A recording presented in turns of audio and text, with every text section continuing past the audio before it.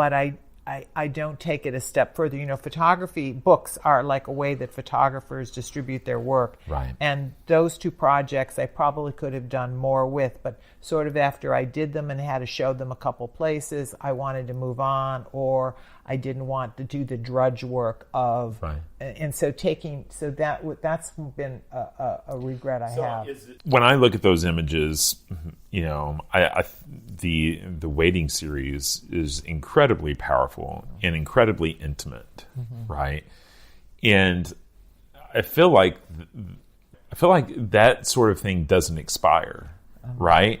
And so I guess my question is there not the opportunity to look at publishing at this point? Well, I have kind of thought about that, but one of the things that I'm excited about is this show with at the Pollock Gallery. I mean, no one is coming to me and saying, can I show, you know, your former work? But for the first time, I've talked to Sofia Bastista, who's the curator there. Right. I want to show them side by side because there's such a parallel between them. And for me, I think of them as leaving and coming. And I think of them as the same, black and white and color. Right. And I feel very, very strongly, you know, and about that. And so most people, I don't think would associate baby pictures with the dying, but I want to put them on a wall, and so I'm really excited about that. No, that does sound exciting. But right, so you had the terminally ill, the waiting series, which again is just incredibly intimate, you know, vulnerable. You know, it wasn't. You know, I see those images not as voyeuristic. I mean, they're really. It's not like street photography. You know, it's you. There's a you know, you're in such a close, intimate space that there's, you know, if anything, you know, the viewer, you know, it's a space that, you know, a lot of us aren't really, you know, comfortable with because we try to avoid thinking about it all of our lives. And, you know, I have, my mom had a stroke and had a prolonged illness. And I mean, I see, you know, some of those images kind of really identify with that appearance. And I think a lot of folks who have family that has gone through that, you know, can see, you know, parts of that in there, right? And of course, the baby series. I think I even recognized a baby that was climbing over a J. Sullivan sculpture. Right. That's exactly. And he's like 28 now or something. So oh my gosh, yeah. And so Noah. Yeah. So how did you? How do you decide whether it's going to be black and white or color? Color photography, you know, didn't really. Fine art photographers, it wasn't until like 72 to 76 that the technology was such that you had a choice of film, that you could get your film processed, and that you could make your own prints because they had to be made somewhere else. And so nobody did that. So I was just working, so most of us just thought of ourselves as black and white, and then maybe occasionally doing color. So the hospice series just seemed to present itself in black and white. And then after I did that project, and I will say that project was motivated by the fact that my father died, and I didn't know him very well at all when he was living, and so when he died, it drew me into a lot of, you know, searching and all this stuff. And so I was reading all these books about death and dying, and then this opportunity came to me to take photographs for the Visiting Nurse Association in Dallas, who was starting a home hospice project, because before that there were no home hospice aides, or nobody would come to your homes. You had to die in the hospital. And Kubler-Ross, you know, her book was Death and Dying was coming out. And so they asked me as a teacher if I wanted by any chance to volunteer to take these pictures of nurses helping in homes. And so I said yes. And so I because it was on my mind. And so that's what I'm saying. When I went into that first house, I thought this is perfect because it is on a deep level and stuff. So I would normally take pictures that would fulfill their needs, which would have been like a nurse helping or an aide helping a patient. But then I would make my own portraits. So there was there was really a difference. I knew I wanted to make something for myself. So then that project went on for a while, and I remembered thinking, when am I going to finish this project? If I think I'm going to finish it when I resolve my relationship to death, I'm going to be doing it for a long time. So somehow I just kind of petered out and stopped doing it. And then I got married rather late in life at the age of 39, and I wanted to start a family. But I was very afraid that I would not be a good parent. I was really scared about it. And so somehow one thing sort of, again, serendipitously led to me taking a picture of someone who had a newborn. And I thought, oh, this feels really good. And I had been did it in color because it was for like a portrait for this family. And then I just thought, I'm going to do this. And then it just, that went well. And it was so parallel. It was using the same camera. Now the materials were we had a rapid processor at SMU, so I could I could have my color film developed, and then I could put it in this rapid processor. In 11 minutes, it would come out a dry print. Wow. And so the technology had changed, so I could control the printing. That's, we started, you asking me how did I work. And then after that, I guess I've just stayed in color, even though I love black and white. Now it seems so weird. If you were to shoot a digital camera, you would shoot it in color, and then you'd have to change it to black and white. And, it's just, you can't even tell it to shoot in black and white. You might see it on the screen as black and white, but it's really capturing in color. So yeah. And so, I mean, but, in my mind, it's,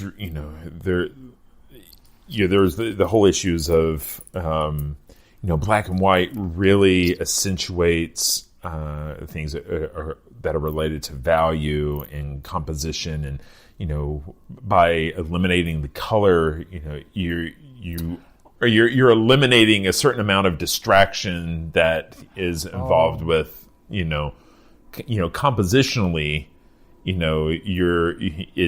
it's almost, it's really the difference between like a drawing and a painting, right? Well, how I think of it is that now that we have color, where before we just had black and white, is that black and white is an abstraction. We see in color, even though color that we see in a print is not necessarily the same color that we see in our eyes. We can juice it up or desaturate it or all things, even though most photographs have a kind of close correspondence with human vision. Right. So when I think about black and white, and it certainly does describe light falling on things better than color, but I think of color as describing reality. And so if I were to work in black and white, I'd be removing myself from reality. So like in my later series of the window pictures, or even in the towers photographs, I want them to be reality based. I don't I want them here and now. Right. And so I think it would be I'd have at least with those projects, color would be the only way I'd want to work. Which I did. I worked in color in those. Right. So, the only photography class I've ever taken was a color introduction photography class at SMU, taught by you. So that was that small dark room that we. No, it was. It was with the large lecture class. Yeah, it was the large lecture class down in the basement. Yes. Those were so difficult to teach. I always feel very inadequate. You mentioned that you had taken a course from me. I always felt kind of inadequate in that class because the best thing about it only was 3 hours a week and it was over. But that solved a big problem for me. When I was teaching, I could never get enough advanced students because I'd have to teach just small beginning classes. Right. And so I created that large lecture class, which became a cash cow for the department. Sure. And everybody wanted to know how to photography. But it's not the best way compared to a small class where you'd have someone really talking to you, you'd get more feedback. Right. And I did a good enough job, but I'm comfortable with it, but it's not my. Well, I mean, wonderful. it's comparable to an Art 1 class. I mean, it's just getting your feet wet, and I don't, I'm not a photographer, but you allowed me to comfortably use my 35 millimeter camera and not be scared to use. That's great. Not be scared to use manual settings, and That's great. And that's good. And so I'd gotten a 35 millimeter camera for my 16th birthday, and it had just kind of, hadn't got to the point where I knew exactly what to do with it until I took that class. And so, and now people, their cell phones are good enough generally, or the other good little cameras. So there's less. That class is actually, they've changed it. They've gone to small classes now. They don't offer that large class anymore. So after I left, they got rid of it. So what is the state of film photography now? I mean, is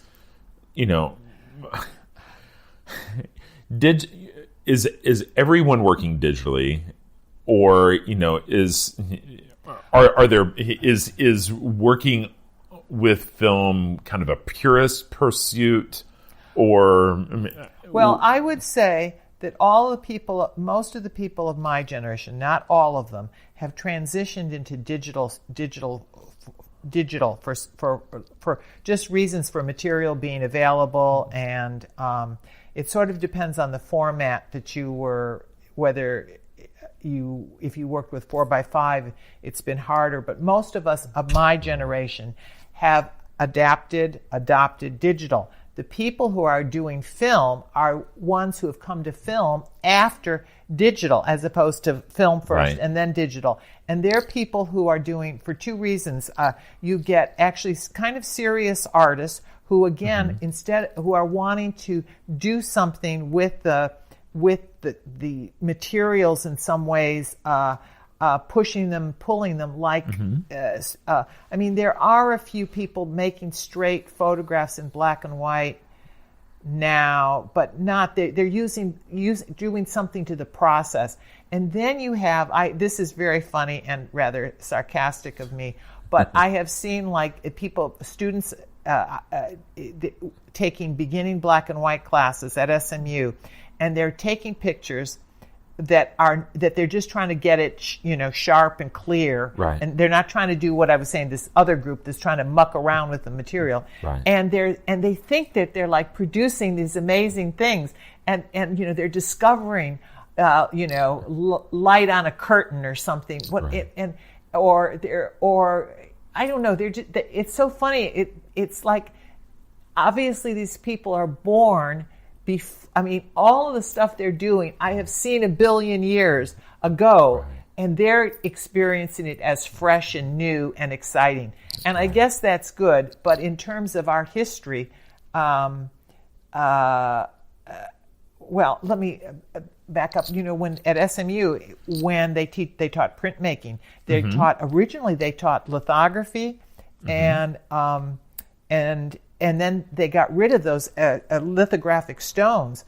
But even then, I think black and white printmaking, black and white photography is like lithography. It's like an archaic process that you might want to get to for some reason to do something new with, but you wouldn't want to be using it. You'd be interested in the material, the technique, the process in a way. Sure. So I don't think that there's any. I think that people are attracted to it because it's a curiosity, rather than something new, and it looks different than an Instagram photograph. Well, I mean, I'm shocked and amazed that people are buying vinyl